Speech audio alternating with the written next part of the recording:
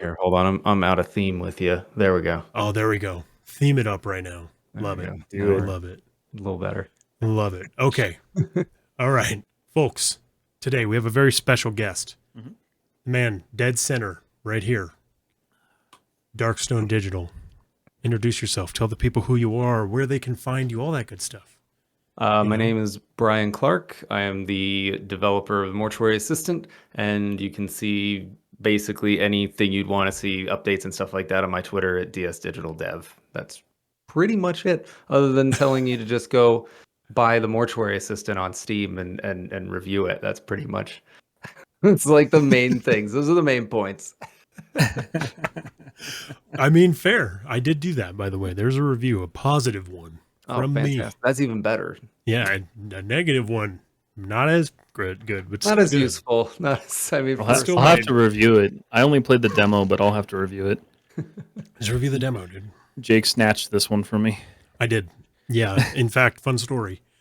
Matt played a game recently called Madison, which is one that I was wanting to play. Yeah. And he was like, "Oh, I'm going to play Madison." And I saw Mortuary Assistant was coming out in like a week. And I was like, well, fuck you. I get Mortuary Assistant. And the rest is history. It was funny too because I was playing Madison. I was recording it alone in my house, and I messaged him. I think it was like 12 o'clock at night. I'm like, okay, you can have Mortuary Assistant. I'm done. I've had enough, man. He's like, I can't handle it, man. I can't handle anymore. The demo scared me enough. Yeah. Which you can actually go check out on !YouTube for all of you who want to find it. The demo playthrough is still up there. But it is Monday. It's Tech Mess Talks, and you know what that means. It's time for another meeting of the Messonic Minds. My name is Jake. And my name is Matt. And welcome to another episode of Meeting the Messonic Minds. You know who's here because we just said all that. Today is our first ever interview, so go easy on us because we've never interviewed anybody on this. This is amazing. Well, thank you. I would say keep that until the end if you think it's amazing. But Block us on everything. it's just get these guys the fuck out of here. Get them gone. Tex, thank you so much for linking the game. Go buy the Mortuary Assistant, or at least leave a positive review. Yes. Buy it and leave a positive review, even if you don't play it. Yeah, if you're watching Jake play through it and you love watching the playthrough, go leave a positive review. Yeah, Do it. absolutely. Because it's like you're playing, right? Except badly because you don't know how to do anything. And I want to talk about that. So I'm not going to blame you for this, but I feel like the Mortuary Assistant tutorial is a hard one to stream because I'm trying to keep track of everybody. So like I literally miss every single little detail, and it's 100% my fault. It's me for not paying attention to the game and more paying attention to chat. And I don't even know a way to remedy it. But I was editing my playthrough of this, and I'm just chopping out, like, there was an entire point where I restarted the whole game because I thought that it glitched. When it was when you're supposed to be slamming the needles down. And I was like, all right, you know what? I think it's a glitch. I'm going to restart the game. And then I read the tutorial again, and I was like, nope, I'm just an idiot. But I subjected chat to an extra 15 minutes of intro. You know what's funny is you're not the only one. Like there's been people that have reported bugs of like and a lot of it's streamers. I think for that reason, right? They're Sure. engaging with the audience and everything, which is understandable. I mean, for the tutorial, I tried to do as much like glowing boxes around things and stuff pointing to things and pop-ups that tell you what to do, but there's only so much, that's only so far that's going to get you when you have an audience to engage with, right? Sure. Right. You're definitely not the first one, because there's been people that have said like, oh, this my game froze at such and such an event, where really all you had to do was look up to like trigger something, and they don't ever look up. And I mean, that part of that's on me for messaging, but I No, guess I'm not that's always blaming you. something I can go back and try to adjust. But yeah, I think it's it just comes with the territory. There are going to be people that miss stuff, and it just happens. Oh, Well, yeah. I'm especially excited to see when Markiplier eventually releases it because he pays that'd be zero great. attention just like I do. And I Yeah. feel like it's going to happen to him too. I really tried to do, because there is a lot to take in. I really tried to do enough with the tutorial to at least just get you through the embalming process and understanding that. Yeah. And then there's extra stuff to learn in the lead-in sequence after that that starts to kind of, it's weird because I think it can feel like it gets into the weeds, but once you kind of grasp what you're supposed to do, you realize it's only like 3 steps. Yeah, But it's true. No, I mean, it's like, it just, you know, when you're, I think the problem is like a lot of the stuff that I'm trying to do, there aren't a lot of things that you can be like, oh, well, I'm familiar with this already, so this is a simple concept. It's like I'm teaching you the embalming process, and I'm like teaching you these obscure things that have to do with the game and like the banishment and everything, which is all shit I've made up. So sure, it's yeah. like Well, you got to try to convey this lore and teach you to do something. So sometimes there's some heavy lifting that needs to be done. well, and that's something that I want to say, like, it's in no way a criticism of the game. It's actually like quite the opposite. I think it's kind of incredible how much you have to do to get through. Because like I feel like as soon as you start to get comfortable with something, you throw me a curveball, and that's not something that like a lot of AAA games even do. So I do appreciate. I don't mean to gush, but like truthfully, if you think that I'm being if I'm criticizing, it's actually quite the opposite. It's like it challenges in a different way because one, it's already challenging to stream a game, pretty much any game. Like it's literally challenging to stream Satisfactory because I'm more focused on talking to people than I am building. You know what I mean? But I actually really like the fact that there are so many things that have to happen. But once you finally do it, it's like riding a bike. I can embalm like immediately. On Wednesday, I'll be like, oh, I'm a pro now. Yeah, he went and applied at the local mortuary. He's already on his way. It's great. It was absolutely great. And that was the thing, right? Like, yeah, it made me restart the game, but it was my own damn fault because I wasn't paying enough attention. So it actually does really appeal, one, I think, to the streamer audience because it's like, okay, well, now you have to go through these trials and tribulations for the audience and people are enjoying watching you flail. But it's also good for a single player because people get hyper focused on single player and they're not streaming it. They're going to get it like right away. Yeah. So I think it's like, it's a good balance.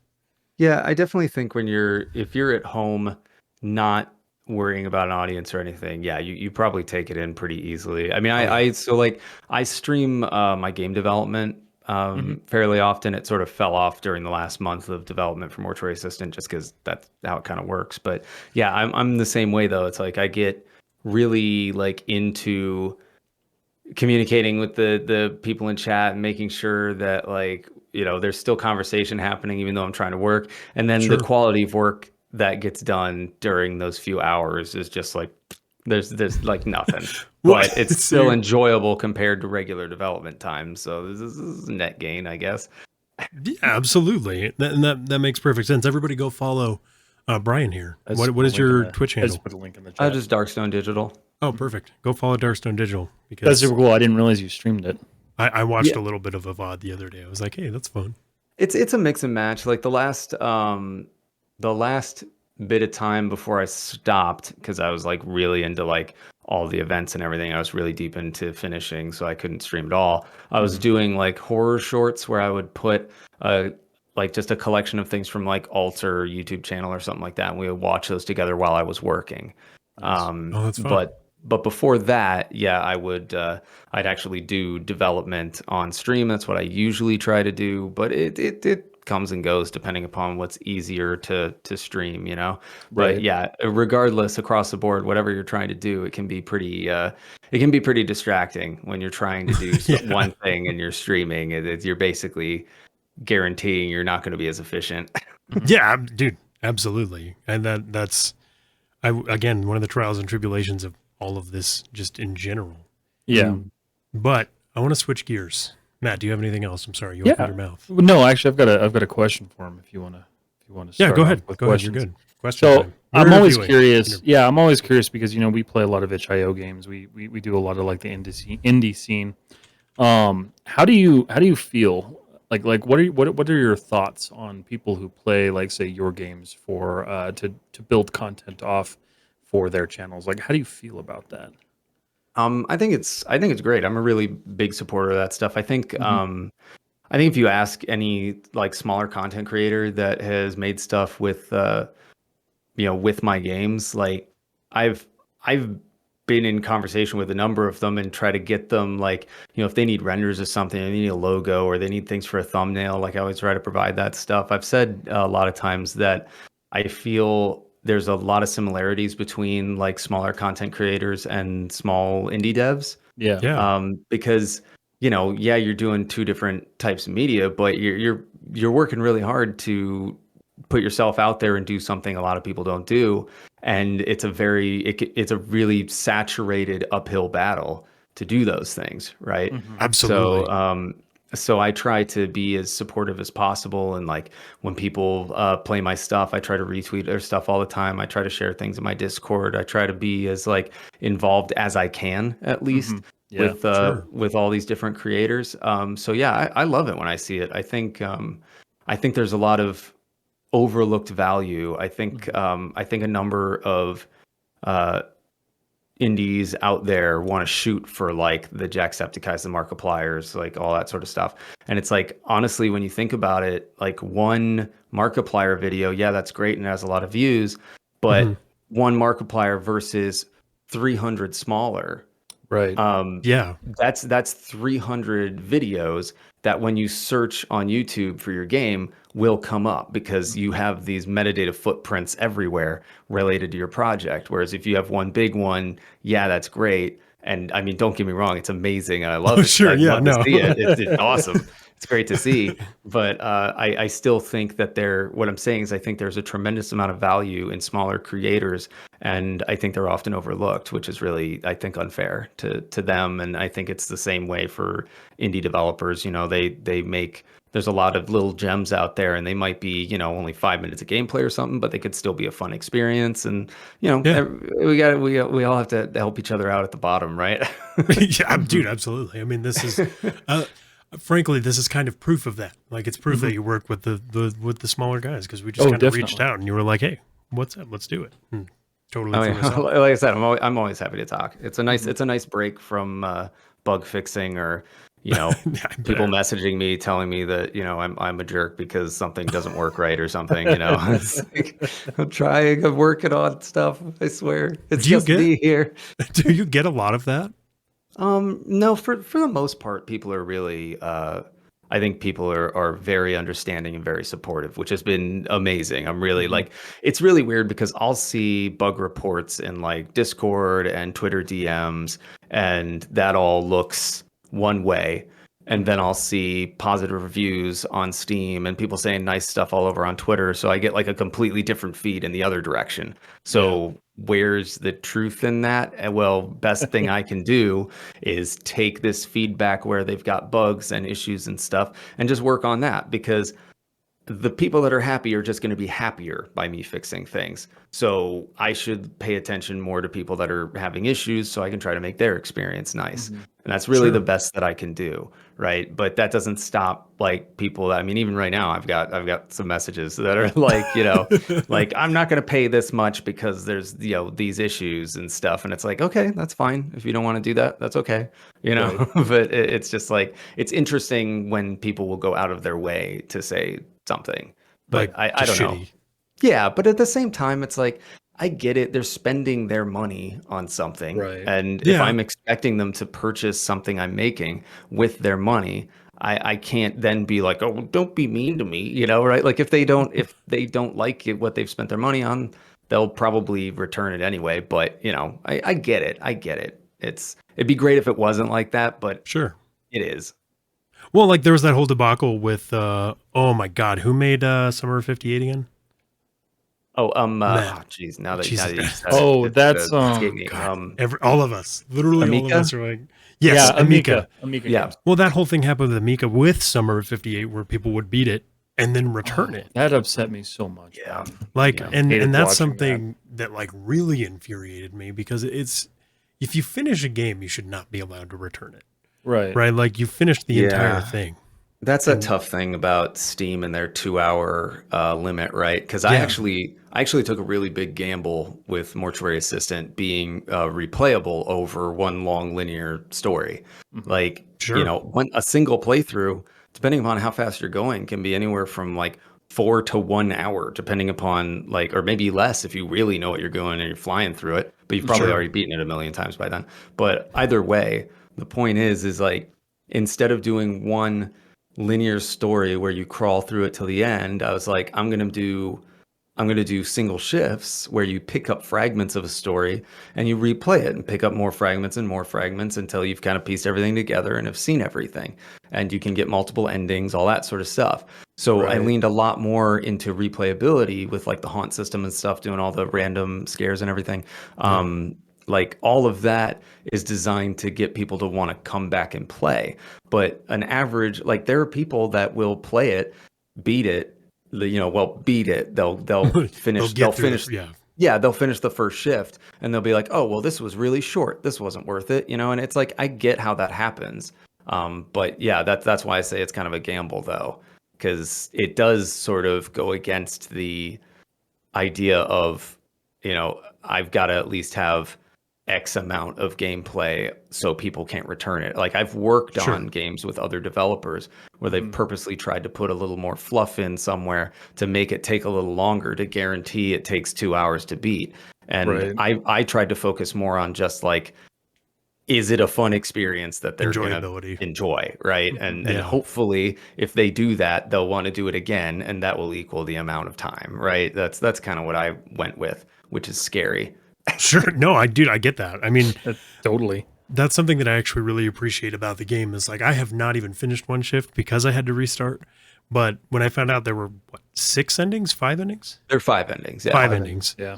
I There's actually some got sub stoked. things that are kind of ending-y, but I don't count them just because they're not like a full grandiose sum up of anything. Yeah. Mhm. Absolutely. And it's like now I've got probably about 5 weeks of streaming your game because I only stream for 2 hours anyway, right? So it's Right. like I can now, fill that time up and get all the different endings and people are obviously into it. Otherwise, we wouldn't all be here, right? But Yeah. that's Well, I like mean, and if it gets you that content, if it gets you like an audience poll and everything, that's awesome. I love to see that. It's helpful to me because people see it more. yeah, And if it's helpful to you because it gets people coming in, that's that's awesome win-win for everyone. Right. I think that's great.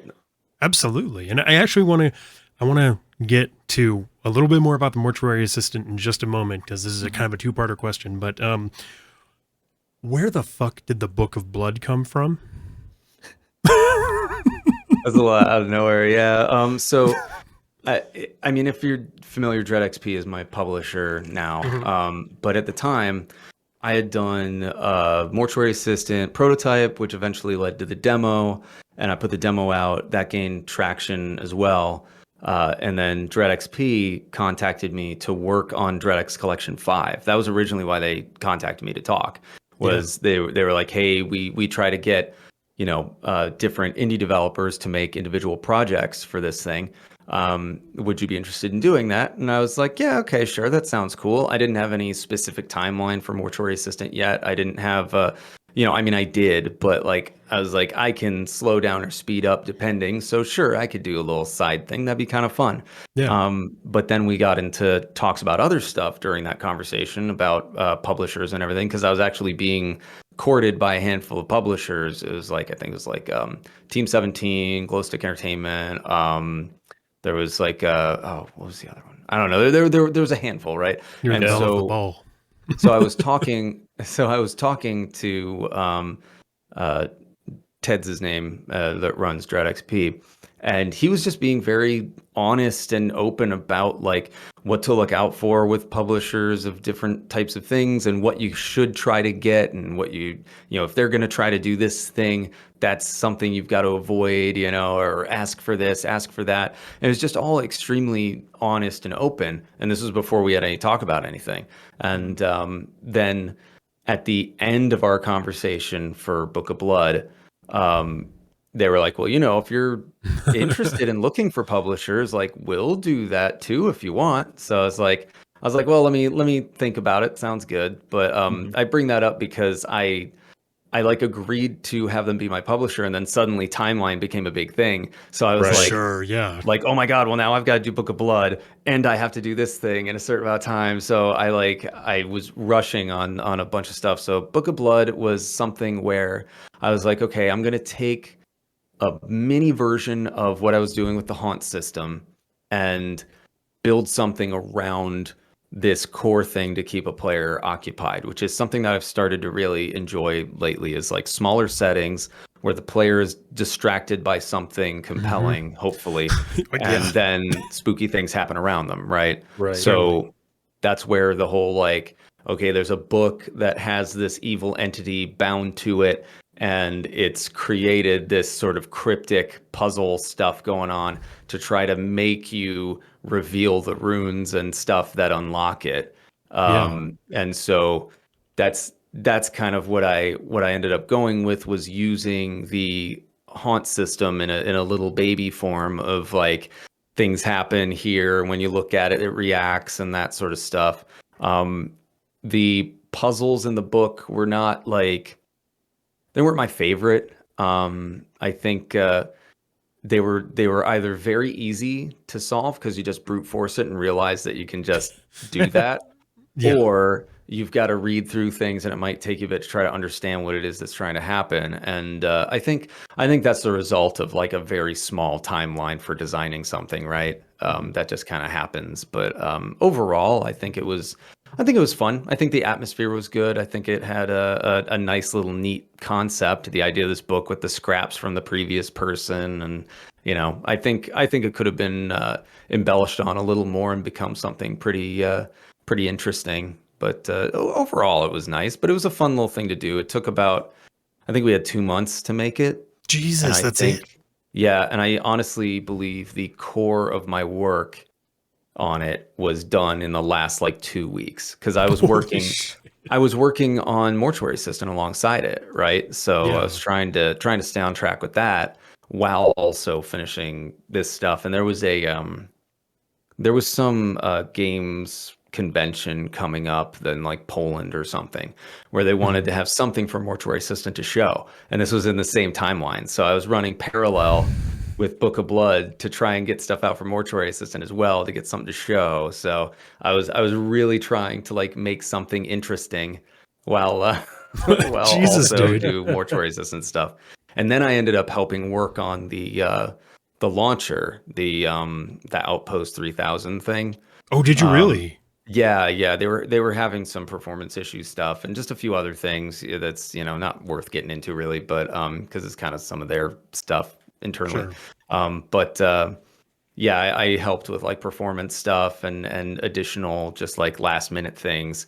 I did some code work for them to make like achievements work and stuff like that, and some launcher related stuff. So there was all that all You're piled just all together. over all of it, man. So so Book of Blood became what it is inside that sphere. Yeah. Well, and that, you know what? Book of Blood is actually what got me interested in playing the Dread Axe collection Oh, in really? general. Somebody in chat right now who just gifted 10 subs. Dude, holy frick. Thank you so much. Drew the Dude, fantastic YouTuber. Everybody go follow him. I saw him post about the Dread Axe collection. And, I'm not going to watch all of it because I don't want any spoilers. And I looked it up and I saw like the dev of the Mortuary Assistant has a game in here. And I was like, sold, done. I'm going to get this right now. Because I was so intrigued by just like, what the fuck is that? You know what I mean? Yeah. Like, and I found myself, if anybody from DreadX hears this, but I found myself the entire time I played any of the games, I was like, what is this? Like, there was so much strange weirdness going on. Yeah. And that's why I asked, like, where the hell did the Book of Blood come from? Because it did seem like you had this whole like plotted out like kind of story and universe based around it. And I would love to see more from the Book of Blood. But that does bring me to my next question. What inspired the Mortuary Assistant? Well, so it came about from a self-induced game jam. This was like, That's honestly, awesome. this was like over 2 years ago at this, because I worked on Mortuary System for 2 years and I had done the Okay. prototype for it a little before that. I had this thing going on with my Patreon for a while where I still want to get back to it. I just was busy with Mortuary Assistant, where I do like little mini prototypes for them to play. And I had done this concept where in this 2 weeks that I gave myself to do a mini game, I thought was like, well, what's going to be really creepy and simple to do? I was like, okay, really small environment, so I don't have to make tons and tons of stuff. What's going to be creepy in this condensed thing? It's like, well, dead bodies are creepy, being around like weird, just dead things. So, Sure, yeah, dude. so I was like, well, I could do like what's going to get you alone in a room with a body, and obviously there's autopsy and there's embalming. I decided embalming because I feel it's which is funny because it didn't quite come through in the prototype, but I feel it's a little more personal because you're kind of like autopsy is very, I think, sterile and scientific, Like removed from and the there's a situation. process to it, Right. yeah. Whereas like embalming has a process, but it's also very like artistic in a way because there's a lot of like you use different chemicals or different patching things and whatever in order to fix certain stuff, or if weird flesh is starting to cave, you do one sort of filler, or if there's like a damage of some kind, you do some other thing, and so it's like you're also like super close all around on this body doing stuff, and so I thought that was a really like compelling thing to go with. But what I ended up doing was just the setting for it essentially, and the bodies on the slab, and you're just collecting tools and stuff you're going to need, and Yeah. you put some chemicals in the pump, and you put some tools that you're going to need on the little side table, and while you're doing that, walking around, there's some triggers that'll go off and maybe trigger something, and so you get something out the window or like a spooky sound or whatever. I don't know, I And wouldn't then say maybe. Jesus, dude. In the time that I've played it, like I've jumped like I got an innumerable amount of times. Like when you want to talk about triggers, I don't think I've ever played anything that has scared me more. It's in well, like such rapid succession, Oh yeah, yeah. but well, like that so still that was somehow like unpredictable. That was the thing that so kills me. that was the natural progression for it, right? For the prototype was again just like 5 minutes of gameplay. It had a couple triggers that went off. You're about to cut the neck, the body wakes up and starts talking some satanic shit that I made up, and Oh yeah. then the body disappears. There's writing on the walls and everything, and then you hear this thumping. You go look out in the hall, and the body's slamming its head against the wall, and then it gets thrown against the wall and all that, and that's the end of the prototype. So that's kind of how that started, was just out of desperation more than anything. And then I was doing a Kickstarter for my previous project, Our Secret Below. I was doing a Kickstarter for that. And I was like, well, I don't have a demo for this game yet, so I should put something out that shows what I like to do. And I was Yeah. like, well, I've got this thing lying around. I'll go ahead and put this up. And so I put that on itch, and then suddenly it was like Markiplier, Jacksepticeye, and like all these other like large YouTubers were playing it. And I was like, this has like 5 minutes of content, but they were making like 20-minute videos off of it and everything. It was like they were really going to town on it. And I was like, wow, this is great, but also terrible because I'm in the middle of making this game. And this is what Yeah. everybody's really into. So I made sure not to lose sight of my current project. I finished that up, but then immediately jumped on Mortuary Assistant. And the goal for that, for the demo, basically, while I built the full project, was I need to do the prototype plus. Like all the things that Sure. people liked about the prototype, I need to do that. And I need to do embalming because people are intrigued by embalming and they want to see that. And so that's how it sort of grew into something bigger. And then as far as the events go, um, it started out as random events, but then I wanted more and more control, and it really kind of snowballed into this like fun house where I just have control over like everything.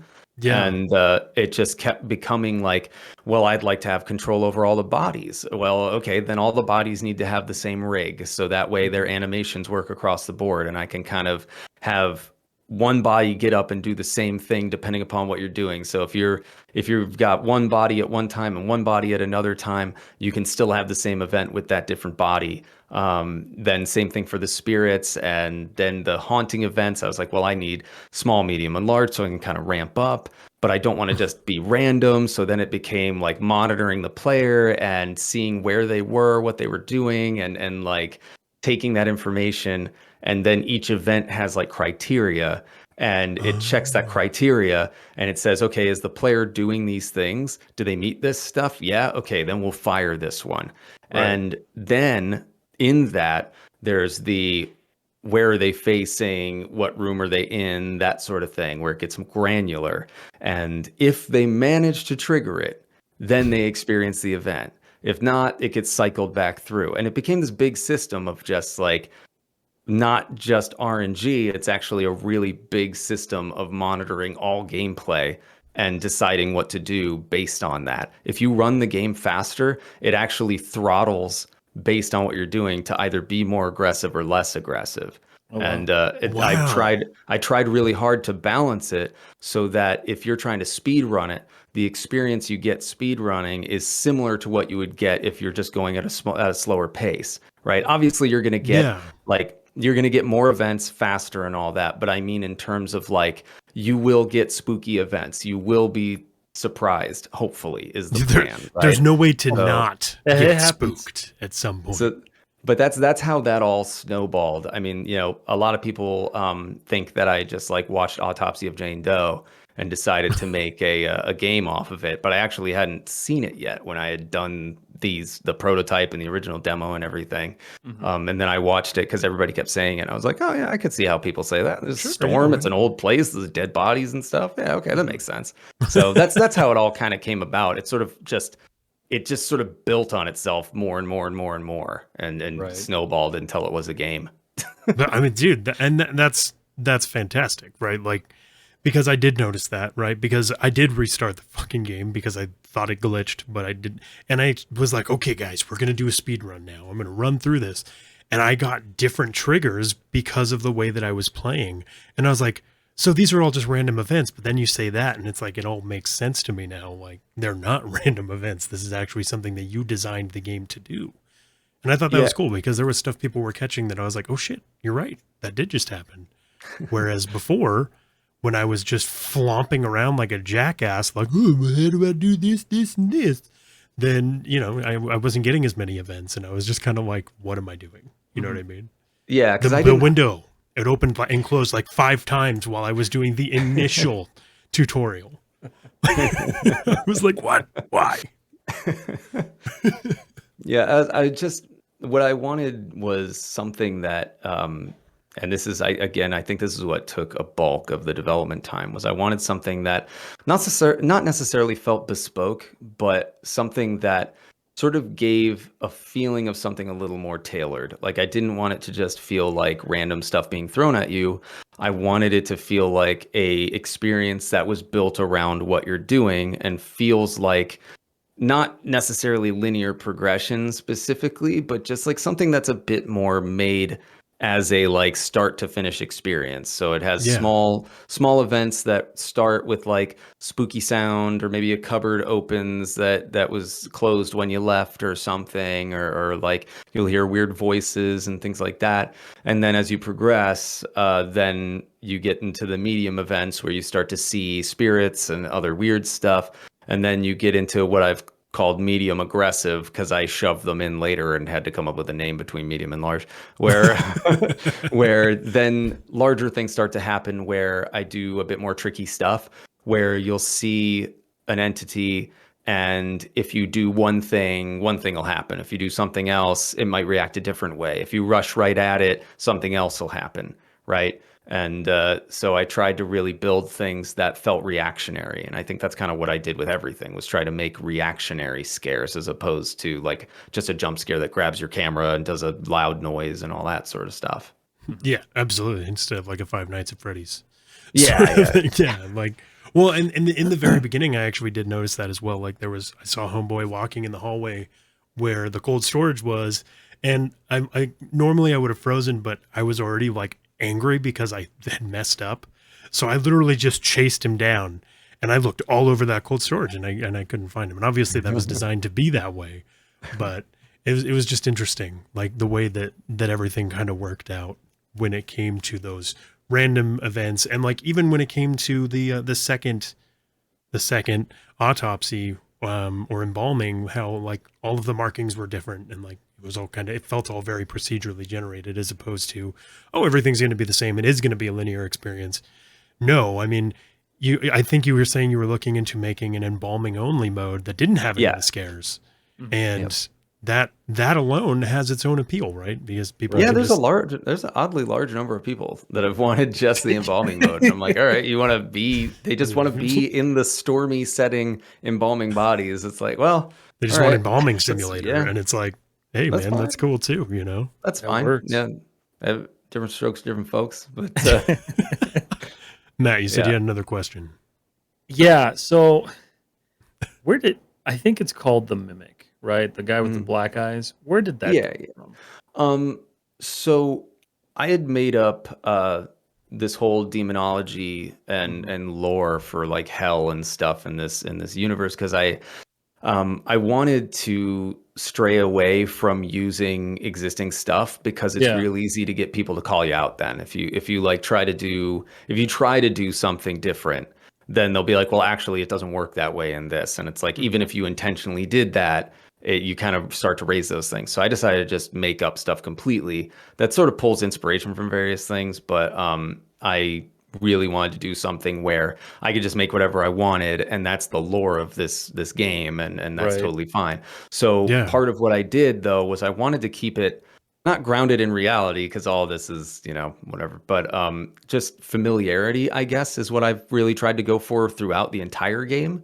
Yeah. Sure. So I chose things like the woman in white, the shadow man in the hat, that sort of stuff, where I was like, Mhm. I wanted things where people had seen, YouTube videos of like closed circuit television stuff or whatever, where they see spooky things. I wanted something that was reminiscent of those things. Well, the Mimic is similar to that, where I saw a bunch of those sorts of videos where it's just like pale face, sunken eyes, and it's all blurry features because obviously all these videos are super grainy, even if they were taken a year Right. ago. For some Yeah. reason, they look like they were taken in '98, right?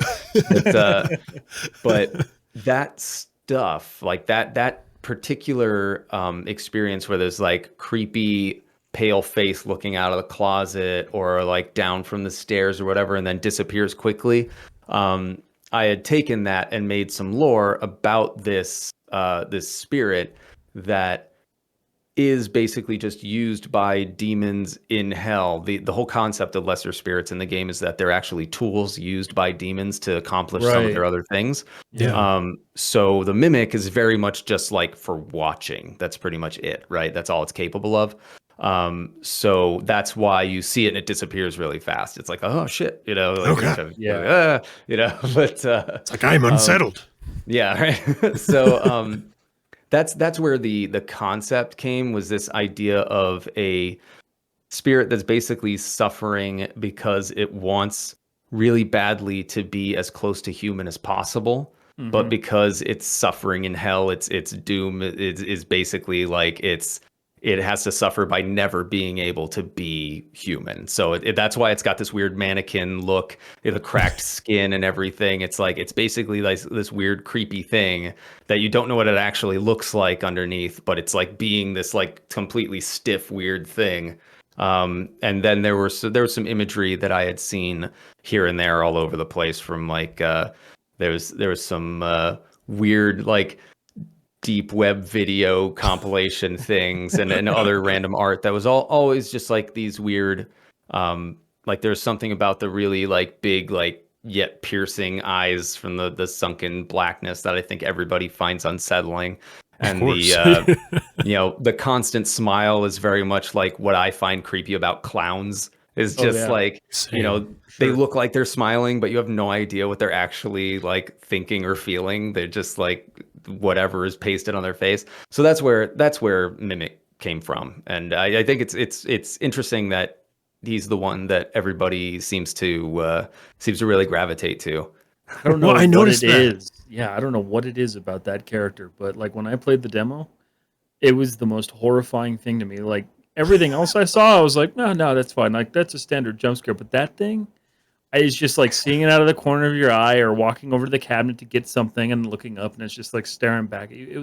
It was legitimately one of the most horrifying things I think I've ever experienced in a game.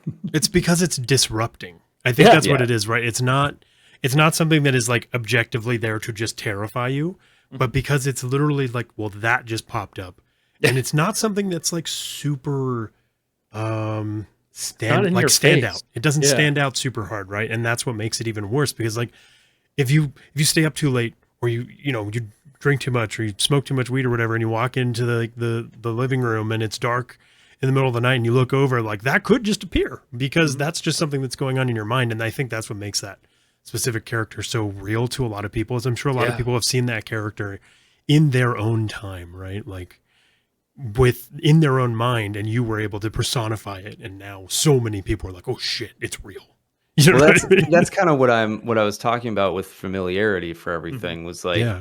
um, each thing that I've built was I wanted to have like an environment that had ambience and like just a setting that you could kind of settle into because it's like, coziness of storm sounds and everything and kind of familiar that way. And like part of you were talking about speed running the game and getting kind of tearing through it. It's like you don't learn all the different events, but what you do learn is the embalming process. You do learn all these different things that are just like your skill set that you've built up, right? So there's all that, and then pulling from things that people have seen commonly. Like there's nothing inherently special about Shadow Guy or Woman in White or even the Mimic, right? They're all pretty like Universal. yeah, I didn't want to go for some over the top grandiose monster design because Right. I'm really a fan of the unknown being the scary thing. Yeah, Um, absolutely. Subtlety.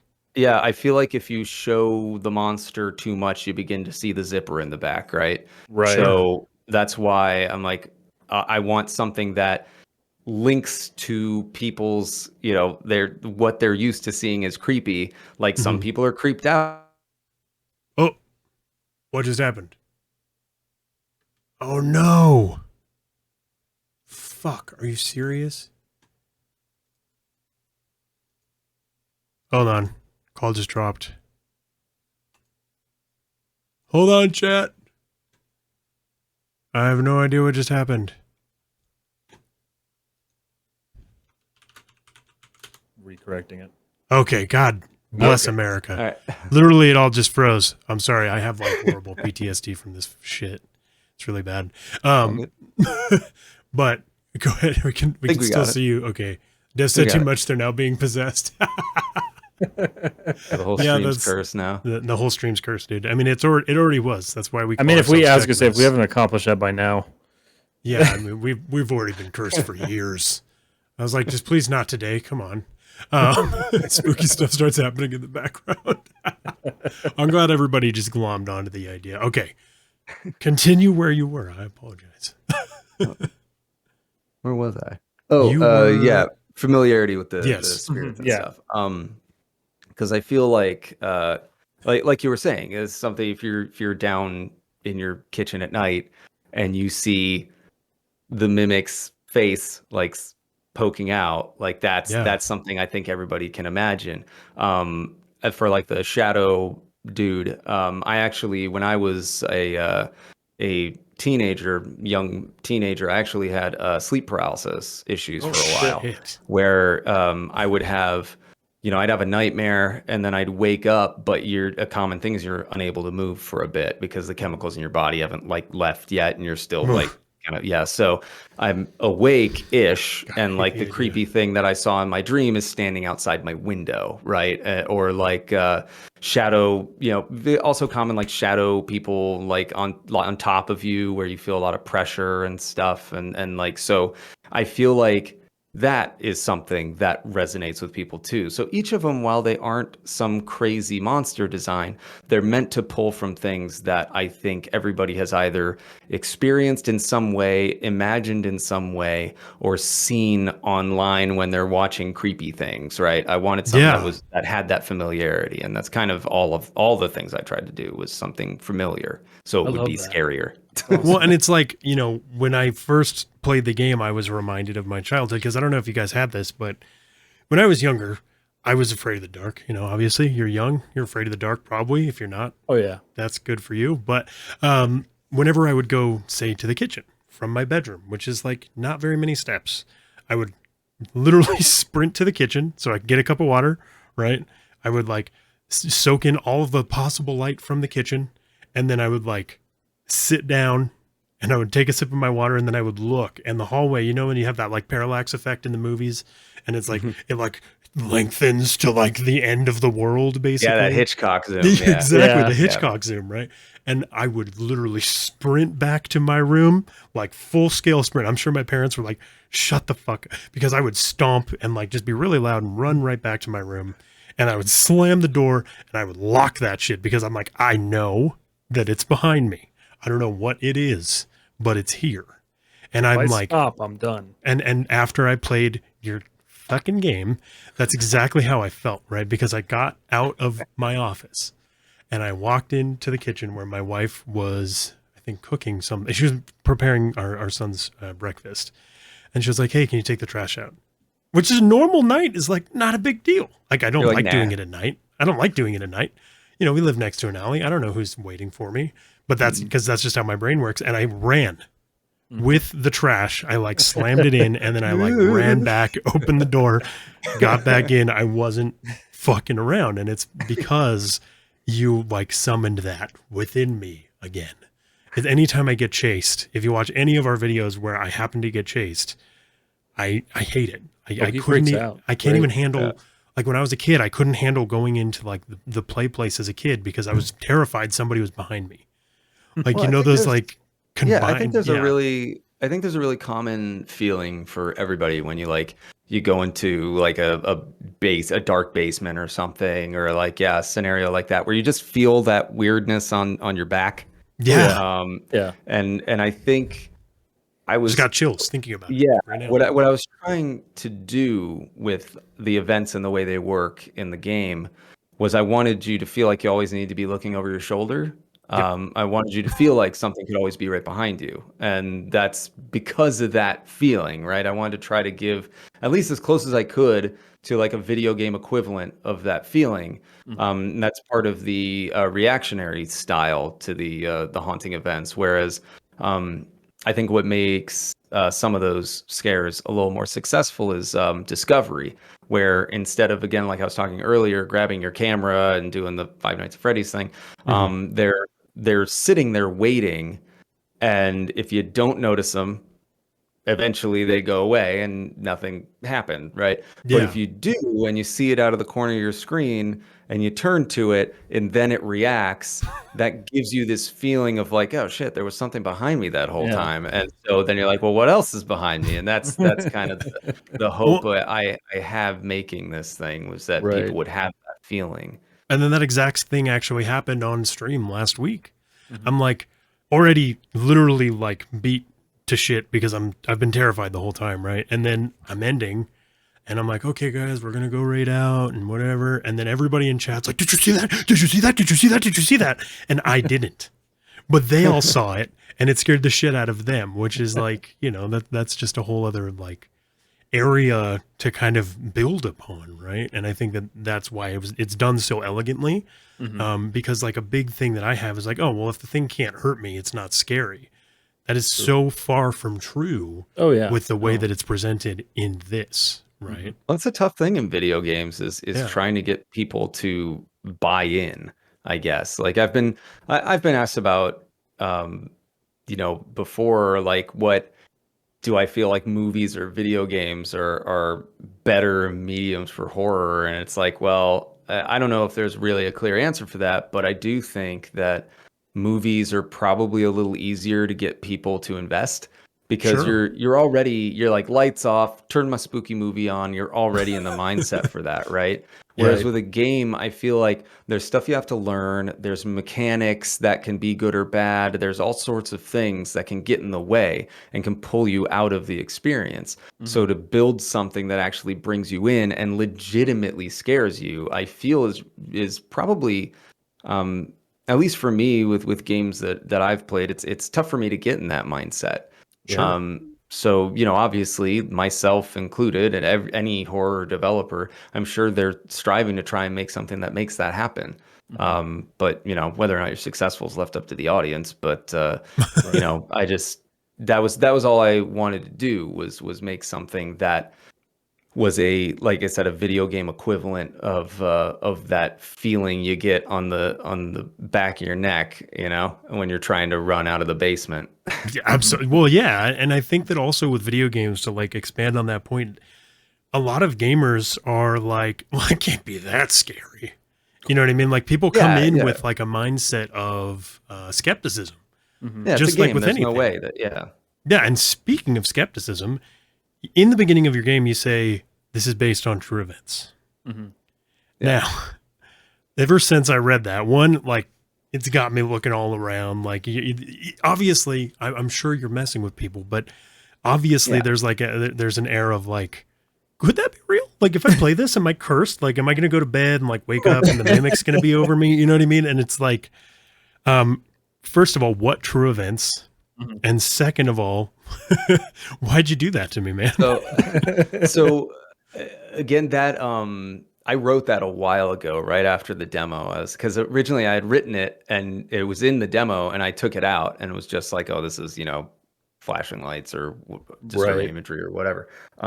But I knew I wanted that in the full version though, because it also is meant to play on that familiarity of like, oh, well, wait a minute, is this something that like, is that true? The the high amounts of stress and stuff like that. Bringing, and the thing is there's if any documentation about hauntings and stuff in the real world, whether real whatever, Sure, is like does have that air to it of high amounts of stress, anger, those sorts of things make you more susceptible to haunting events and stuff like that. So I wanted something that if you did look for something like that online, you would see something similar that backed that up. Also, the events being based on true things, they're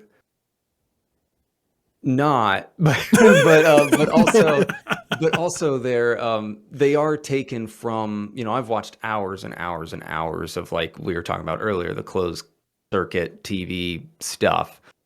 Those haunting events. So there are things that I saw and I was like, that would be really cool to try and recreate, or at least take that as inspiration for something. And so there are things that are taken from people's home videos that have these spooky things happen, and I've tried to recreate at least an element of that or the feeling of that or something in the game. So it's not complete bullshit, but it is 90%. Well, and I don't want to say like that's what I figured, but I will say that makes me feel a little better. Because I mean, like really, truly, like when, oh God, I don't, it was one of those itch.io games, and I played it, and at the end of it, it was like, on this day, blah, blah, blah, blah, blah. And I was like waiting for that day to come. I think it was assessment examination. It was like, hey, on this day, you're going to get a phone call and an email and blah, blah, blah. And then in my video, I was like, you better not fucking send me an email. I don't know how you get my information. But it's like, it's that second level of immersion outside of the game.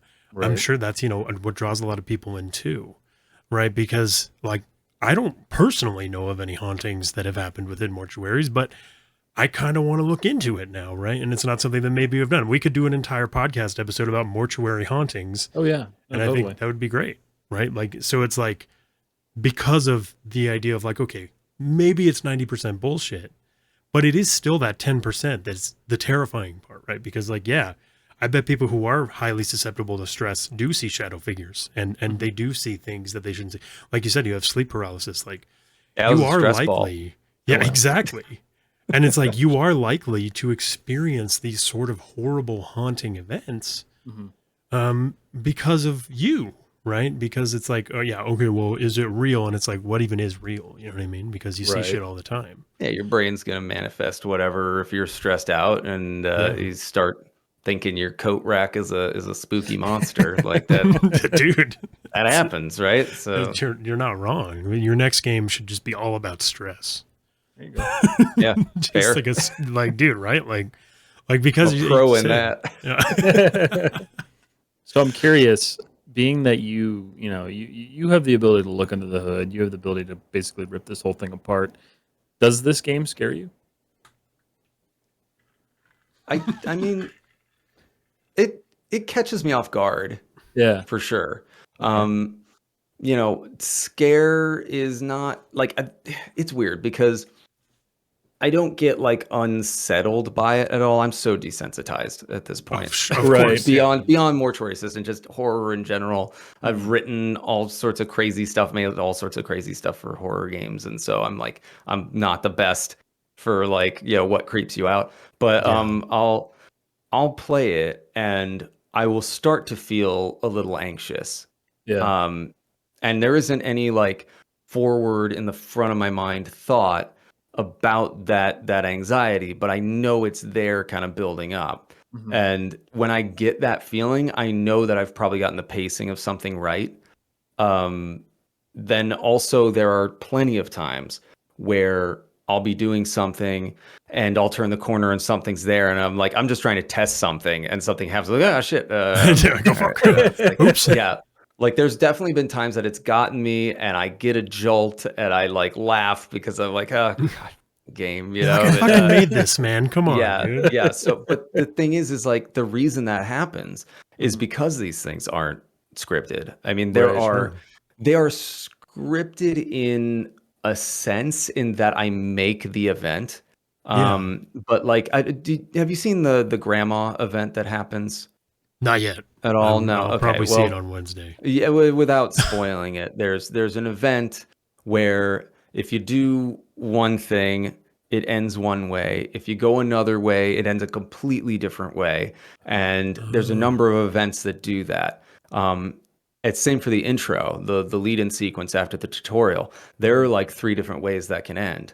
And the whole reason for that is to try to give each player something different that they can talk about with each other and kind of build on those things. But that randomness that happens is what catches me off guard. Like I'll have an event that maybe maybe it's one of the entities standing in the doorway, right? But that specific event, I've made it so that that can happen in the bathroom doorway or the hall doorway or the cold storage hall doorway, or maybe it happens outside the window or whatever, right? So Right. that same event would trigger, Mhm. and where one person may see it in the bathroom, I maybe saw it in the embalming room, right? Ugh. So that catches me off guard because even if it's an event that I don't know it's triggered, first of all, Right. because the system's choosing when to do that. Sure. And then I don't know when it's happening. So if I choose to like it triggers and I'm going down the hall and I'm turning the embalming report in and then it triggers because I'm now in another room facing another way. I turn back around and oh the lady's staring at me in the hall. Then it's like, yeah, that catches me. That gets me still. And I don't think it's ever gonna not get me because I'm just not I don't know. Well, you can't So get that desensitized. yeah, Right. Like exactly. You can't be that's desensitized to just something grabbing you off guard, right? Mhm. So yeah, that so it does still happen to some degree for sure. Just not the same as like a person going in fresh, where like the atmosphere's got them, the lighting's got them, the dead body stuff has got them, like all those things working together have pulled Yeah. them in. So when that happens, it's just a climax to the tension build, right? Mhm. So yeah. it's not the same, but it's there. Yeah. Yeah, absolutely. One thing that I wanted to comment on and ask you about actually is what is the process of like sound design like for a game like this? Because I really appreciate good sound, and I can say this has really good sound. So like Oh, thanks. it's so important to me. You can I ask Matt. agree. It's ridiculous how Yeah. often I obsess over even just making him sound good over Discord as best as I can, right? Like so it's like like literally before we started, I was like, we got to sound match you guys, but like thankfully you both were matched pretty well. But like it seems like you put like a bunch of effort into the sound, Mhm. and it's like, That's what was that process like? that's awesome to hear that because yeah, I think sound is really really important to getting people to buy in subconsciously, right? Oh Like yeah. there's it's weird because like I don't have silence in the game. I just have like the quietest I get, I think, is room tone, and I noticed that. that's on purpose because I think if it's just silent, people feel like something maybe broke or like something's not progressing or just like it's just not Or gonna like something's be coming up. interesting, or yeah, well, Right. that's the thing, is that can be a tool, right? Yeah. Whereas if I have the thrumming of the storm in the background and you kind of get used to that, I don't use like music really to like set a tone of like, oh, you're safe now or whatever, right? I don't have just an ambient music playing all the time or anything like that. No. The point is to build something that feels like silence without being silent, you know? Yeah. So you forget about it, it fades into your subconscious, and then when I take it away, you're like, oh shit. You know, now, and now something bad's that's gonna happen. that's the hope, right? So that sort of ties into the sound usage, where it's just like the better that stuff sounds, the more convincing that is, the easier I'm going to be able to take you in and out of it. And I Right. think that's same for all sound effects stuff, where it's like, do the drawers sound like punchy and like nice, and do the doors sound good, and do the windows sound, you know, like every single thing, little like creaks you hear, they Does need it to sound sound pretty real? good. Yeah. But so it's a mix of, I'm indie developer. It's really common to use stuff from like Audio Jungle and stuff like that. So I'll take from there, or I'll take from, God forbid, a place like Freesound, or I've actually done a good amount of my own Foley work as well, and I'll Oh, I take, was gonna ask you that. That's awesome. yeah. Sorry. Go ahead. So I'll actually take all of those, and I I feel like I obsess over it too much sometimes, but like I'll take things and I'll take them into Audacity, and I'll like do all sorts of stuff to them to like change speed, or whatever tone, or whatever I'm going for. I'll adjust those things, and then I'll layer like like four different sounds all Yeah. together. Like if I've got Oh a yeah. clink, if I've got like a clink of a latch from one thing that sounds really good, but a nice chunk of a lever for something else, and then maybe some tapping or skittering that I've done or something. I'll combine all those things, and then I'll make adjustments to them with like bass, treble, their like whatever The tempo I want them EQ to and all move that at. stuff. Yeah, exactly. And I'll like make them sound however I want them to sound. And then that's one sound effect. And I've done that for 45 most minutes. sounds in the game, Right. maybe a little overboard, but it's the same for the voice acting, where it's like I've got, I feel like super fortunate. I feel I've had awesome voice actors on the project. Like they've Oh, done definitely. very, very well. Dude, it blew me Um, away. Like it literally blew me away when I was first playing. I was like, oh shit, there's voice acting, and like there's yeah, like a bunch of like there's effort put into this story and like all that kind of stuff. Because like I know the Mortuary Assistant from the demo that Matt played that he found on itch.io. And if I know anything about itch.io, it's like not that there's a lot of story rich content, maybe in different ways, but you know, a lot of people don't put that in just because they can't. Like they just don't have the resources. So it was like a really nice like surprise when, yeah, you know, the conversation with grandma was happening, for yeah. The instance, Right. right? resource that I have right now is time. Basically, was like Yeah. I didn't have money, didn't have any of that. I just had my background in game development and time to utilize it, basically. And so those, like the conversation with grandma, I had to animate all that. I did all the lip syncing and everything, and the voice acting is like, I'll get three takes for something, and maybe half a take sounds the way I want, and half of Mhm. another take sounds the way I want. So I have to take multiple pieces and sort of sew them together. There's Yeah. actually times where I've taken half a word and combined it with another half, so that it kind of went up or down or whatever, how I wanted at the end. And like, yeah, sometimes it'd be better to just have the voice actor re-record. Sure. But if I'm in the thick of it and I've got 99% of what I need, I'm going to mess around a little bit first and see if I can get what I need, right? Yeah, Right. absolutely. So I've got a number of things in the game where, a word has been cut short and blended with something else so that it sounds a certain way. And I think that that effort, combined with the quality that the voice actors have put out, which has been phenomenal, Yeah. I think it's really helped sell the story. And I'm big into story anyway. Even my first like junker projects, um, I have a game. The first game I ever put out is called The Subject. It's like a spooky puzzle maze thing. I think it's a pretty common like my first project kind of thing. Sure. I think it very much feels like my first project, but I think it does show the quality level that I wanted to try to go for in the long run. Because there's also story there and voice acting there and like trying to really go with that because I'm really into like film and inspired by film. Of course, And yeah. I want to try and bring that experience, that sort of stuff that really resonates with me in horror movies. I want to try to make that happen in a game.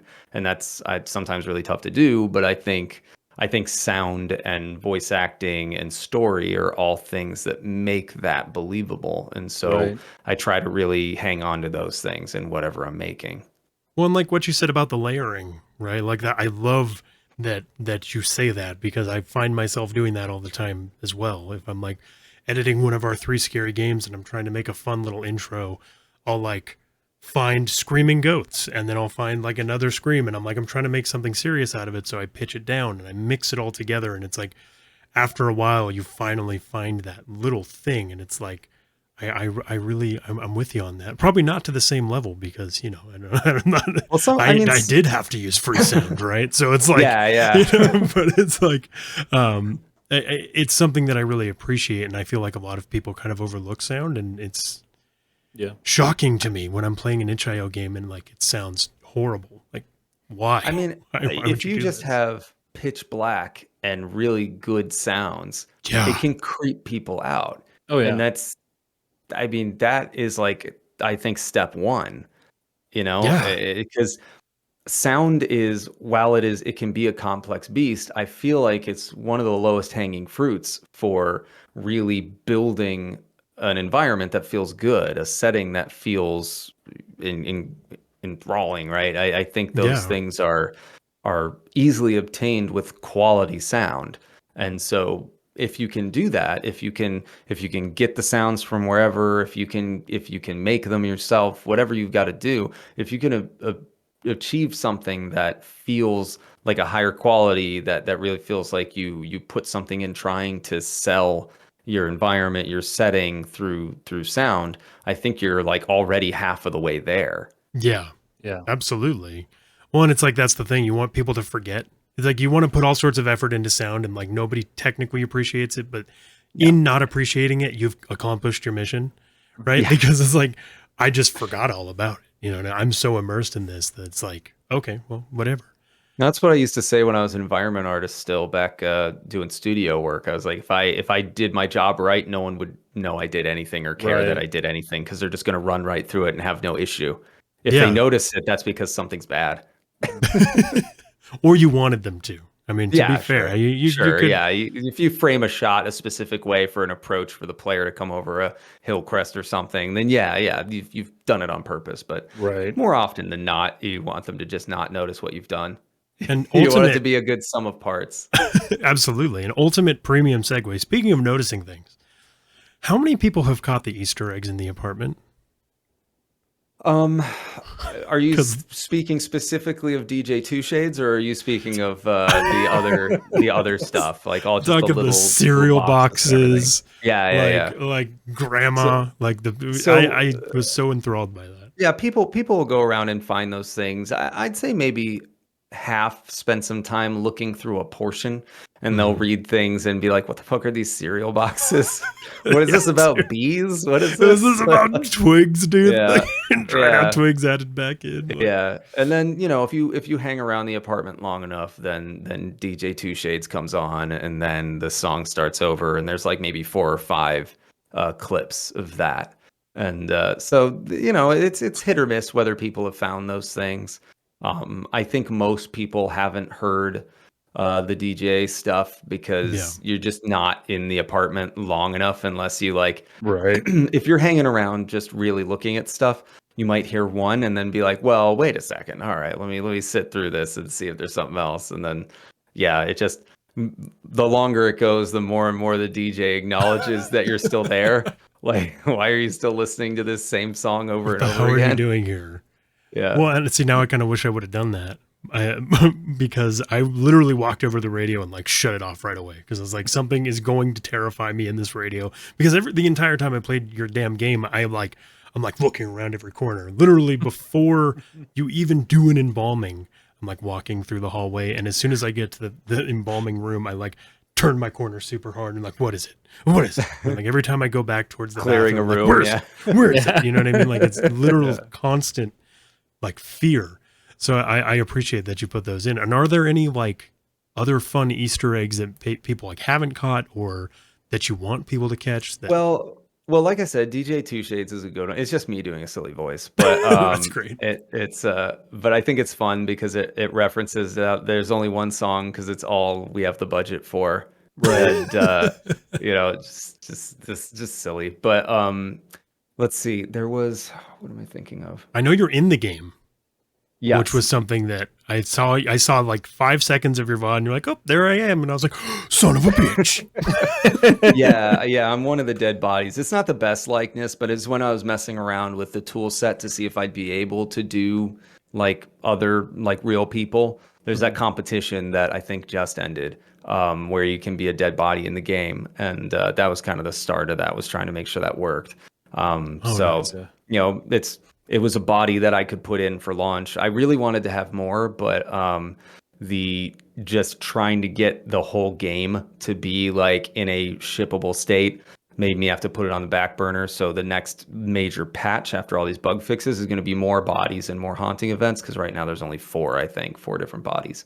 That's And awesome. I really wanted to have a larger cycling of like, I wanted at least like 12 so that every time you went in, not only is everything else different, all the bodies are different, but sometimes in order to meet your own deadlines, you got to realize what has value and what doesn't in those final moments before launch. Absolutely. But Fucking Tex. yeah. Sorry, he said we need to turn Jake and Matt into those bodies. How do we apply? You know what I mean? You need like headshots or It's a in joke. order to I'm just kidding. so No I know, pressure. I'm just fucking with but you. in order to do it, in order to make it work, I do need headshots. So it would be a That's funny. requirement either way. We know some people. We can make it work. But yeah, most of the Easter eggs are in that apartment.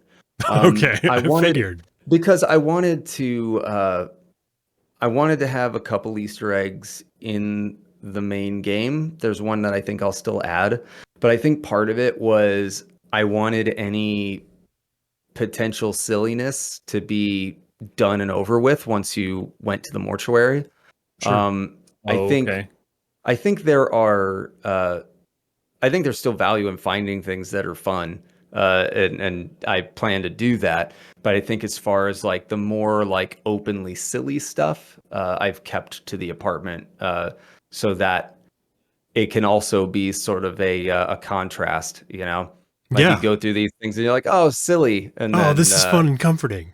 yeah, and then maybe gets you looking around the mortuary too for stuff, and then that's a mistake because that's When how the you random see triggers more come events off. happen. Yeah, that's like honestly wandering around more and doing more things is going to make it be more aggressive. So then you'll start seeing stuff. So maybe I should put more in places. Just tell people, even if they're not really there, just get people to go around. exactly. Oh yeah. Well, I feel like there's an entire YouTube channel about finding Easter eggs and stuff like that called Odd Header, and there's like Easter eggs that he's found that like no one's ever explained and the devs won't tell you.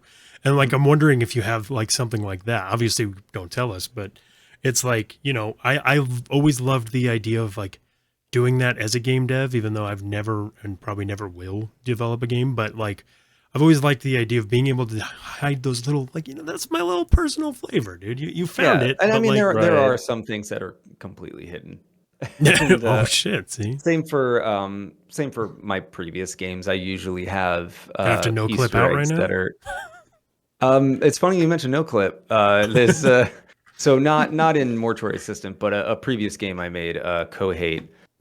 There is an area where there's a warning that says no clipping on the wall, and if you crouch, you can go through the wall, and then in Oh, that's there great.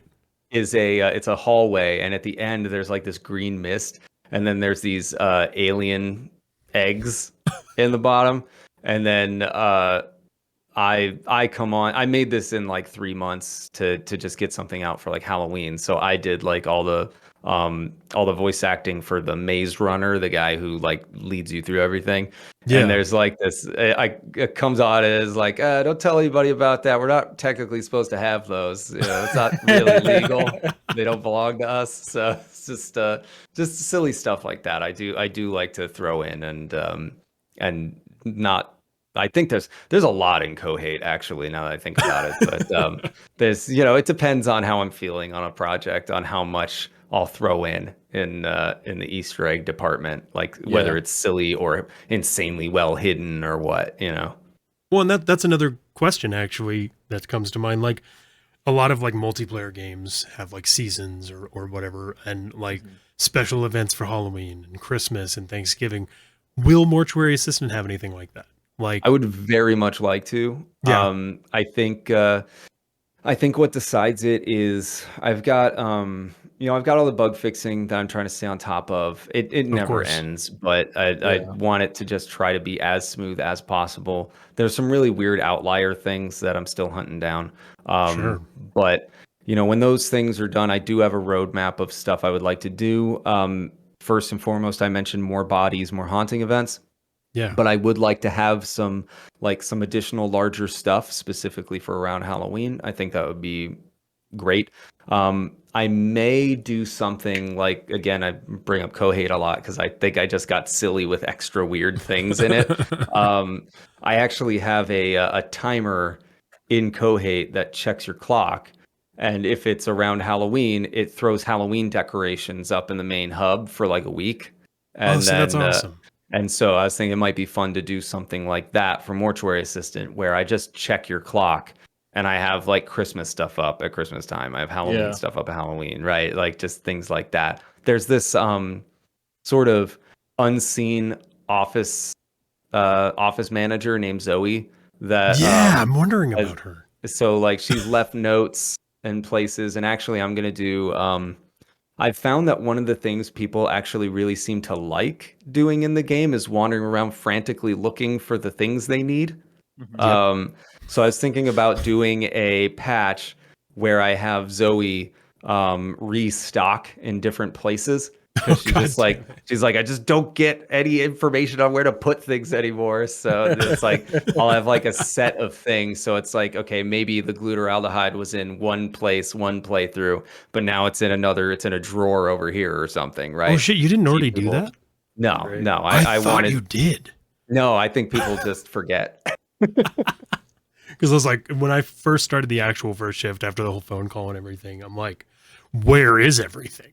I don't know where anything is. So And I that thought, that is intentional, and I think why I want to go a little further is because the tutorial, I lay everything out specifically to get you familiar with what they look like and what they do, so Right. that when you go into the game, you get again my approach, just like for the prototype to the demo where it was prototype plus. For the game, I wanted to do demo plus, right? And Yeah. so what I noticed in the demo that was fun was people just being like, okay, I'm supposed to be this competent mortician's assistant, but I don't know what I'm doing at all.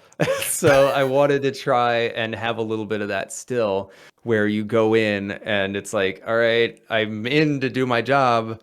Where is that again? You know, No, yeah, you have no exactly. idea. Like Well, I wanted to have more of that. So I think once the bug dust settles a bit, I think that's going to be the first thing I shove in is redistribution of I love items, that. because Yeah. I think it'd be fun and adds to the chaotic nature of And everything. the replayability goes through the roof at that point too. True. Yeah. Because yeah. that's something that I loved from playing it for and editing it for this little tiny bit of time. It's like I found myself talking to the mortician, like me myself talking at the screen, like I'm sorry, I don't know what I'm doing. Like I'm so bad at all of this, right? And I'm glad that that's kind of what you wanted, because I just felt like I was being dumb. Like, am I just the worst at this? Like, you know, No, and I the whole think that thing that's is I fun. want people to feel uncomfortable and out of their element and things, but have things be rooted in something realistic enough to make you question whether or not, like the embalming process itself. I wanted to Yeah. do things that were like the real thing. So when people go, is that really how it's done? They like search it and they'll find it. And yes, that's how it's done. Now the process has been abbreviated a lot. Some things have been Sure. omitted. But overall, that's the process, right? So that's kind of what I Yeah. wanted to do for everything. Yeah. And I've seen a lot of the clips that you've shared, people having fun with the moisturizer. Just, oh, let me get those little lips. Let me just get rid of it. And it's like a lot of fun, like Yeah. stuff like that. And now you said like you have pretty much the entire embalming process. And you said obviously there's more to it. Yeah. But like what more to it like is there? You know what I mean? What did you omit from the embalming process? So there's not a lot obviously of huge detail. I'm not asking like sure, tell me sure, all but about this. But you so know. no, but so for like the trocar where you're filling the cavity fluid into the body, Yeah. My favorite so sound. that that actually is a much longer process, and you do what's called aspiration first, where you're basically stabbing in there to let like gases out and shit and like drain other stuff, and Yeah. then you put in the cavity fluid. The thing is that is a similar motion and task. So I didn't want to have this really long process of doing the exact same thing, I think right? that's smart. Gotcha. Yeah. So I was Yeah. like, well, what I'm going to do is just say all the draining is done through the draining process, and now you're Sure. adding cavity fluid, right? So I kept that, but made it shorter and just kept half the aspect basically. And there's stuff like maybe you're doing all the face setting stuff that maybe face setting I guess is just the eye caps and the jaw work, but Ugh. there's Ugh. like there's putty for filling in things. There's tissue builders and stuff. There's all sorts of things that are meant for like appearance.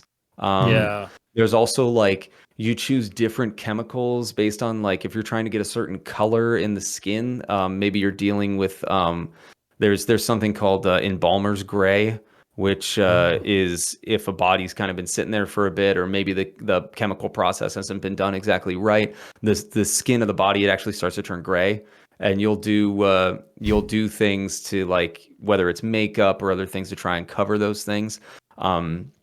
It's that sort of stuff that I left out simply because I feel like it would be a lot of similar type tasks of I'm getting a thing, I'm getting close to the face, I'm rubbing something.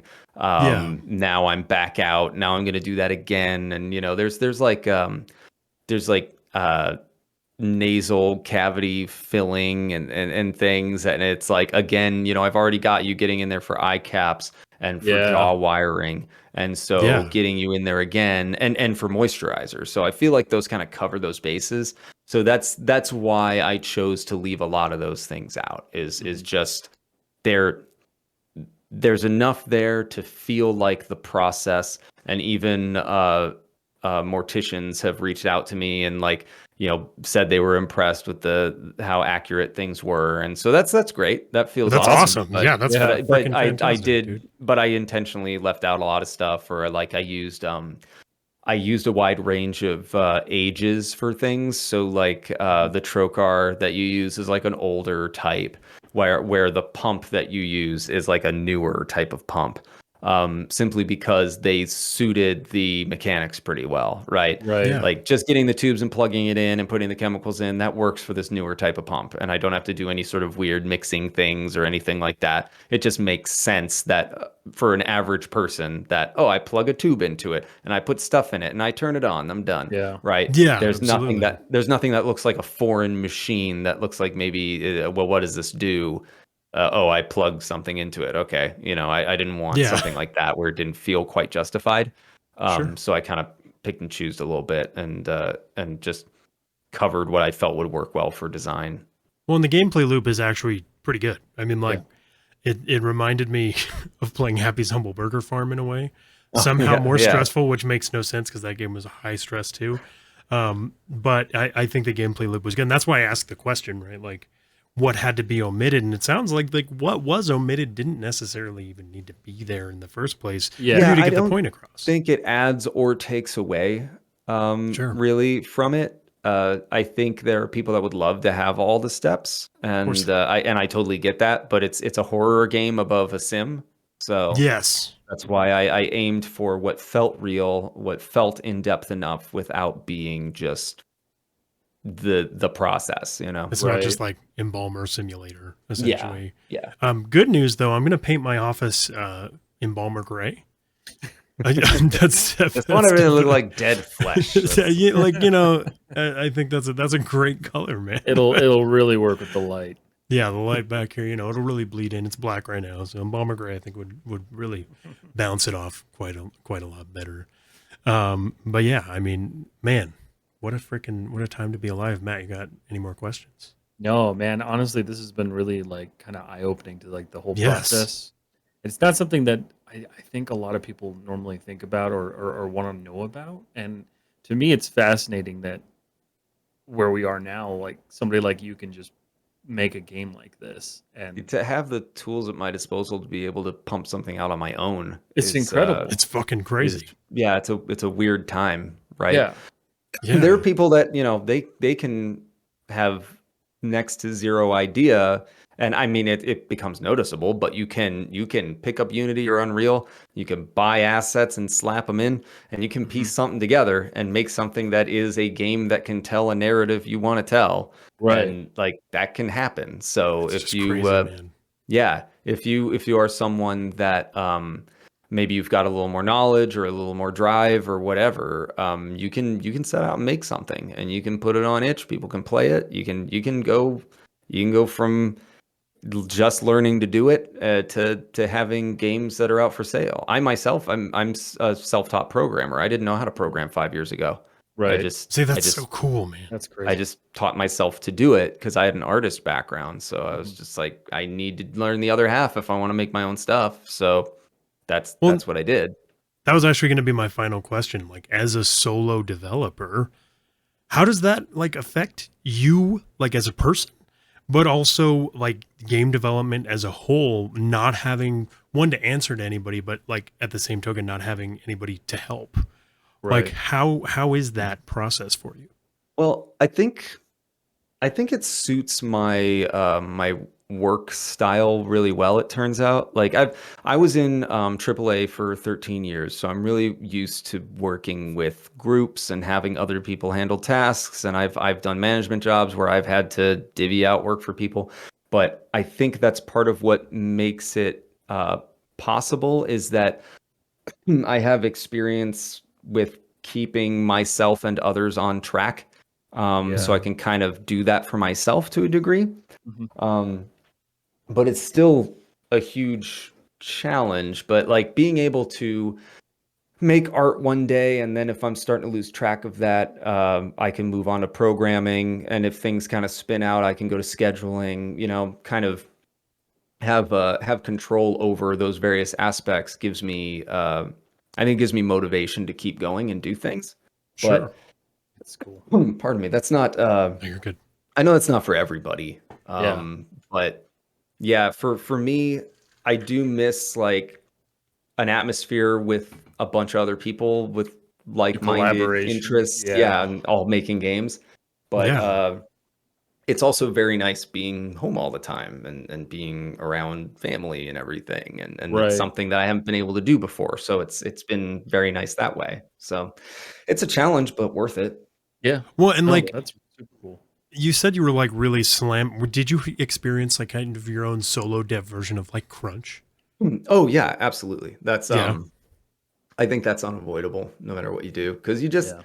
you have things you want to do and then you start hitting bugs and you are like, well, I had to give a launch date someday. Yeah, sure. So Yeah. so now that's going to approach and the game's got to be done by then. So even if you say, oh, well, I'm going to push it another week, I'm going to push it another week, I'm going to push it another month, whatever you do to try and give it enough runway, you're going to reach that deadline and there's still going to be stuff you want to do. And you're always going to have some level of crunch. For me, like I definitely, the last month was very crunchy. Yeah. It got to be a bit much because I was starting to get really stressed out, but I also put a lot on it, right? Like Sure. I've been doing the solo development thing for about 5 years now. And, this is the first project to really gain this kind of traction. So I knew like prototype did well, demo did well, got publisher interested and everything, wish lists are doing well. Like this is something that if I do it right, could finally be the thing that I've been trying to do for like 5 years. So Yeah. Right. I was insanely stressed. And I remember just like up to the minute, I was like, people are going to hate this. This isn't Of scary. course. There's nothing again, because desensitized, I'm like, nothing scary about This this. is No one's going to this care game about sucks. this. Yeah. So it's Yeah. like, imposter syndrome is already something that I think is an issue for everyone, but it's massive for bad. me. I know it is for Same. me. Oh, dude. Oh my God. It's often, so often, right? It's like, I'm like, sit there and I'm like, nobody's going to watch this. This is shit. I'm just going to scrap everything that I'm doing. You know what I mean? And Right? it's like, Yeah. and it's like, that's one of the like hardest things to deal with. You bring up imposter syndrome, and it's like, I'm sure Matt feels it too. And it's Oh like, yeah. it's just that like unnerving feeling of like, I don't deserve to be doing this. You Comes know what I in mean? waves, It's like, yeah. why would anybody take the time out for my ass? You know what I mean? And it's like, Best thing you could do, turns out, is just do it and shove it out the door and Yep. it's telling yourself to just the shut best up. that you can. Yeah, just getting it Basically. done. Because getting a project done, whether it's game development or whatever, is really tough to do. If you're doing Yeah. something on your own that isn't at a company, that isn't for someone else that's cracking a whip, it's really tough to get something done, to Yeah. get something launched, to get something out there for people to consume. And that's goal number one.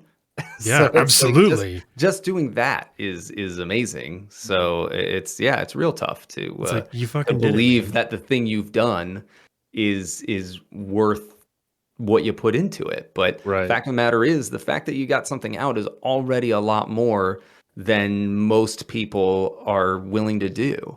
Yeah. So it's already a step in the right direction. It's just you just have to keep doing it. And I Find your that's- stride eventually.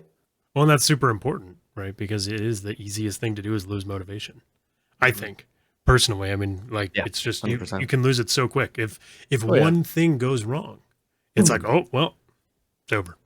You know, I Yeah. have no reason to do anything further. You I'm forget just about done. everything that you did and you did accomplish in that one little thing. It's just like, Like, oh, man, I'm that's so it. proud of that. And then all of what you did before, you're like, that was garbage anyway. Nobody liked it. What are you talking Yeah. about?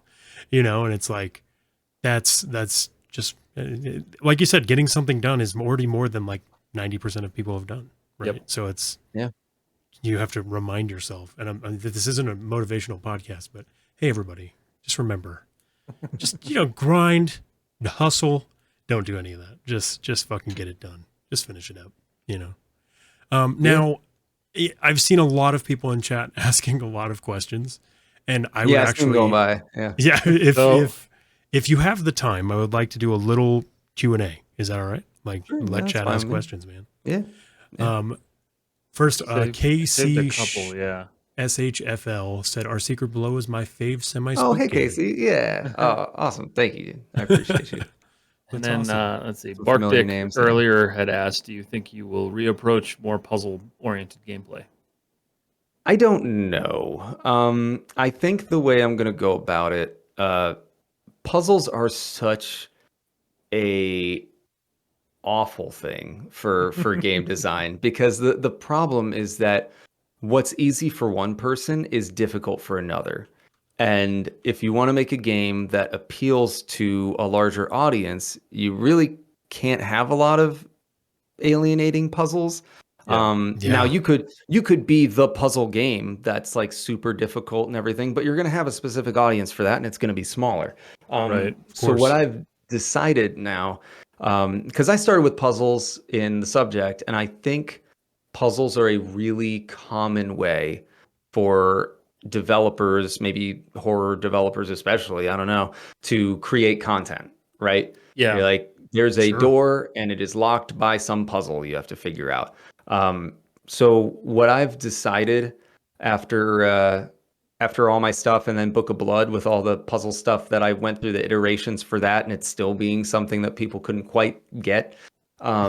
Yeah, I a couple decided, people I've talked to. Yeah, I decided that puzzles are going to remain extra content. Like they'll unlock alternate endings or extra lore or like just things that are rewards but are not necessary for the game to be completed. Because then you can make them as difficult or as easy as you want then, because no one misses out Yeah, if they don't want to. And I've come to the conclusion over the years that it is more important for the player to feel like they're winning than anything else. Yeah. sure. So if your game could be simple, but if it feels like they're winning, they're having a good time, Yeah. right? And Yeah. that's what matters, is that they walk away from your project feeling like they had a good time. That is going to resonate with them more than how many hours they played it or how difficult a puzzle was or anything like that. Sure. If they're getting through it and winning all the time, that's what's fun. Is Yeah. you feel like you've completed something. That's what matters. So that's why I think puzzles are going to, for me, now remain as extra unlocks, Like just side quests additional almost. things. Yeah, Yeah. side quests basically. Side Yeah, quests, alternate endings, yeah. that I mean, kind of thing. it's tough to have progression gated without some level of that sort of thing. But most of it is like the lowest level is like go grab thing to unlock other thing, right? Yeah. That's Mhm. just pure gating, and you need to do that sometimes. So Sure. that'll happen. But as far as like crazy puzzles for things, yeah, side stuff. Hmm. Or you could be like me, and the embalming fluid can literally be highlighted, and I'm like trying to get it from the bottom of the gurney. Like Not I for don't even know everyone. what it was. Literally like, what the fuck? I mean, it was one of those things, man. And it's like, Yeah. I agree with that sentiment though, because like I played Resident Evil. Everybody's played Resident Evil, and there's a few puzzles that I end up not having as much fun because I'm like, well, what the fuck do I even do? You know what I mean? Like, Yeah. what am I Yeah. supposed to do? This doesn't make me enjoy this How many anymore. hours I've spent editing your puzzles out. Oh, dude, Well, that's that it's time nonstop. sink thing I Yeah. was Yeah, talking about, right? Where it's Yep. just like you want to try to reach a certain gameplay time so you can boast a certain number of hours for your game. But Yeah. if it's all just filler because a puzzle's really hard, then Not worth it. is there content there? Is there has there to Right. be gameplay a there? Right? And it's Mhm. like, I used to think so. I don't think so anymore. Yeah. It's no. lots of the experience of people playing my games has shown me that just again being right and feeling like you're progressing is what matters most. If people feel Mhm. like they're having fun. Yeah, I feel like there needs to be a really, really staunch puzzle to payoff Yeah. ratio, Yeah. right? Like, oh, I finally figured out this super hard puzzle, but if what you get as a result, you're gonna literally like thumbs down. This game is terrible. I Yeah. hate it. Right? Yeah, I just feel it's so much more rewarding to like if you have again to the door example, you have a door where you got to do this big ass puzzle Mhm. and then you get through it and you progress to the next part of the game. You're like, okay, great, I can continue the game. If there is a door with a weird puzzle on it that has nothing to do with the story, you suddenly are like, what's that all about? Mhm. And Yeah. if you're that type of person, you'll put in the effort to figure out what that means, find the things that might help you solve it. And then when you solve it and you get something out of it, you're like, hell yeah, I'm awesome. I Yeah. did it. I got something that's not even part of the game, even Yep. though it is, but it's just like not the main game. I think that's where puzzles lie in I their th- value now. I think that's probably the best approach, Hmm. right? Because like there are the games that have the really steep difficulty curves, and like it is not accessible to everybody. And I Yep. think like weirdly, the Mortuary Assistant, even as terrifying and possibly heart attack inducing, whatever the case is, right? Like is somehow still that like accessibility that people are looking for. Hmm. Because even if you get the bad ending, you're like, well, I want to go get the good ending now, which I haven't gotten any Well, ending yet. even So it's like, yeah, even the bad ending, I tried to make feel like a win. Yeah. Because it's a you're like I messed up, but then what happens is still like an enjoyable end result. You're still like, oh shit, cool. yeah, That's exactly. Yeah. yeah. So it's I think everything just needs to feel good. Yeah. Yeah. Well, and Yeah. No, Dominique for did sure. ask, what's the most enjoyable part of game creation for you? Um, It's a tough one. it's so for me, like I was talking about earlier, jumping around is really a beautiful thing to be able to do as a solo developer because Hmm. I can switch from art to programming and vice versa. Because I actually I learned eventually, once I stopped completely sucking at it, that I really enjoy programming. It has this puzzle aspect to it that is so much more like I can sit and texture something in Substance, or I can model something and just get that artistic flow state Yeah. out of me, right? But then to be able to sit down and have like the equivalent of doing like a crossword or a Sudoku or something, because I'm like trying to figure out a problem in code, it's really gratifying when it works. That's awesome. And then the best part, I would say, is the marriage of the two, where you bring the stuff you've created in and you make the code that starts utilizing that. And then when they both work, that moment where the thing you are trying to make works, it's that part is the best, I would say. That's like So gratifying. that's Very like cool. when it's like writing a book and Mhm. you finally finished part of it and like it makes sense and people like it, right? Like it's Yeah. just, oh, Yeah. this will actually be a book because there's chapters and stuff. It's working. Great. It's the same sort of thing happens where it's like, you know, I made it so the player would sit down here and start using the computer, and oh, that works now. Awesome, great. That was Mhm. a lot of work, and now it's done, and it feels like I accomplished something. It's the same thing. It's the same approach for the game. You got to feel like you're winning. Yep. I feel like Yeah. you're winning through all development. So I approach it in smaller bites so that when I complete something, I feel good. You're like, hell yeah, I did it, Playing the dude. same game on myself while I while I develop. The parallels, right? Text Hey, says, what do you do outside of game design to help unplug and possibly even refuel your creativity? it's a good one. That is a good one because there hasn't been much that recently. But so when it definitely comes in waves. It's hard for me to answer right now because I have been so like it has been a hard push since the subject. So for 5 years, I've been burning pretty hard making game after game. Sure. So that's really been what I've been about. People ask like what games I'm playing, and I'm like, nothing. What do you mean? But, What do you mean playing? yeah, but no, I'll still find like I like camping, I like playing guitar, I like just kind of just anything that gets me away from a computer. Even Yeah. if it's Sure. just like sitting on a couch being lazy watching something, that's like that unplug is really necessary because I'm talking about going from art to programming to whatever. My brain is constantly switching between all these things, which is I can go for a long time doing that because my brain is switching gears and I feel like I'm being entertained by doing that. Right. Um, so I can burn for a while on development and feel really good about it. And I'll even do extra things just on the side because it's fun and it isn't, Mortuary Assistant or whatever, just because that's something that I enjoy doing, which I think speaks volumes to how much I enjoy doing this in general. Yeah. It's like it's part of what I'll even do when I'm just like I can only sit still for so long before I'm like start thinking about other ideas and what I could do and fixing code or making some cool piece or something like that. But setting that down, that aside, I'll play more casual video games, except I really want to start playing Elden Ring. I haven't gotten to do Oh, that yet. I'm a big same. Souls fan, so it's Oh, hell yeah.